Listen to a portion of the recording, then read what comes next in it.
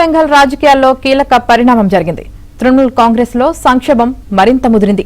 20 మంది రెబల్ ఎంపీలు Nationalist citizens party of ఇండియాలో ఎన్సీపీఐలో విలీనమవుతున్నట్లు ప్రకటించడం సంచలనం రేపింది.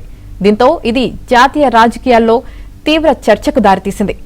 ఎన్సీపీఐ పార్టీ ఎవరిది, ఎక్కడిది అన్న దానిపై ఆసక్తికర చర్చ నడుస్తోంది. ఎన్నికల సంఘం రికార్డుల ప్రకారం ఎన్సీపీఐ 2023 జనవరి 20న రిజిస్టర్డ్ అన్ రికగ్నైజ్డ్ పొలిటికల్ పార్టీగా నమోదైంది. అక్కడి గిరిజన ప్రాంతాల అభివృద్ధి, వెనుకబడిన వర్గాల ప్రాతినిధ్యం లక్ష్యంగా రాజకీయాల్లోకి వచ్చినట్లు పార్టీ వ్యవస్థాపక నాయకుల్లో ఒకరైన శాంతనుడే తెలిపారు. అయితే పార్టీ ప్రధాన కేంద్రం మాత్రం పశ్చిమ బెంగాల్లో ఉంది. త్రిపురలో 2023 అసెంబ్లీ ఎన్నికల్లో ఎన్సీపీఐ పోటీ చేసింది. 7 స్థానాల్లో అభ్యర్థులను నిలబెట్టాలని భావించినప్పటికీ 4 నియోజకవర్గాల్లో నామినేషన్లు తిరస్కరణకు గురయ్యాయి. చివరకు 2 స్థానాల్లో మాత్రమే పార్టీ గుర్తుపై అభ్యర్థులు బరిలో నిలిచారు.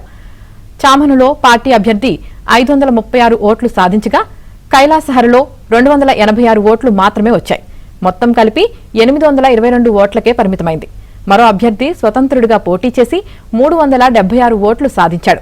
మొత్తంగా పార్టీ మద్దతుతో పోటీ చేసిన అభ్యర్థులందరికీ కలిపి 1198 ఓట్లు మాత్రమే వచ్చాయి. అంతేకాదు, ఎన్నికల తర్వాత పార్టీ పూర్తిగా కనుమరుగైంది.